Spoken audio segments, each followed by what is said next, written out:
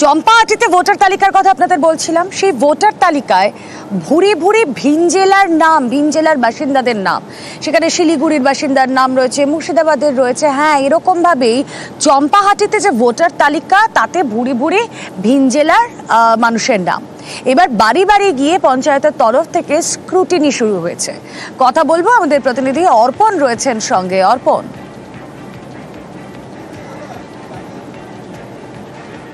একদমই দেখো, যে 4,500 ভুয়ো ভোটারের নাম এসছে এবং গ্রামের যারা রয়েছেন, যারা ভোটার তালিকায় নাম রয়েছেন, সেই বাড়িতে বাড়িতে গিয়ে পঞ্চায়েতের সদস্য, উপপ্রধান তারা যেতে শুরু করেছেন এবং প্রত্যেকটি বুথের প্রত্যেকটি বাড়িতে তারা যাবেন এবং সেখানে গিয়ে তাদের নাম স্ক্রুটিনির কাজ শুরু করেছে। এবং আগামী দিনে সোমবারের মধ্যে, অর্থাৎ আজ এবং কাল, এই দুদিনের মধ্যে 22টি যে সাংসদ রয়েছে সেখানে প্রত্যেকের বাড়িতে গিয়ে সেই স্ক্রুটিনির কাজ শেষ হবে। ইতিমধ্যেই যেটা বিভিন্ন যে পঞ্চায়েতের যে বুথগুলো রয়েছে সেখানে যেটা ধরা পড়েছে, প্রায় 4,500 ভুয়ো ভোটার, যারা অন্য জেলার অর্থাৎ মালদা, মুর্শিদাবাদ সহ দার্জিলিংয়ের বেশ কিছু ভোটার এখানে নাম রয়েছে এবং তারা সেখানে যেমন তাদের ভোটার লিস্টে নাম রয়েছে, তাদের নাম, ফোন নাম্বারের নথি এই গ্রাম পঞ্চায়েত এলাকায় রয়েছে।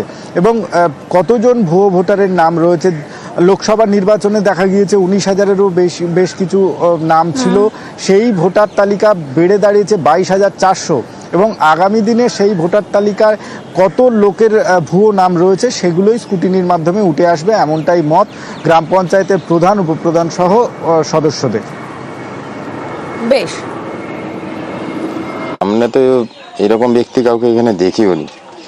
গীতা, তারপরে কি আছে কণিকা মণ্ডল, এরকম কোনো ব্যক্তি তো দেখিনি, কারণ আমরা তো এখানে ভোট দিই আর আমাদের ভোটের সংখ্যাও খুব একটা যে বেশি না। আর আমরা পরিচিত সব মানুষজন এখানেই বসবাস করি, সকাল বিকেল সবার সাথেই দেখা হয়, ঠিক আছে।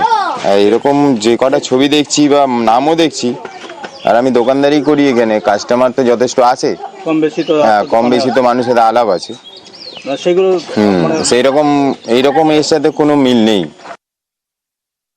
স্ক্রুটিনি ফর্ম নিয়েই পুরো বেরিয়েছি এবং আমার টোটাল এলাকায় আমার প্রায় 300-র কাছাকাছি আমার ঘর আছে।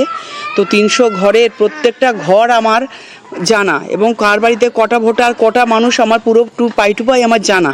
যে আমার হাতে যে ভোটার লিস্টটা রয়েছে, তালিকা রয়েছে, তাতে যে সমস্ত নামগুলো আজকে উঠে এসেছে সবগুলোই আমার এলাকার বাইরে, কেউ আমার এলাকার মধ্যেই বাস করে না।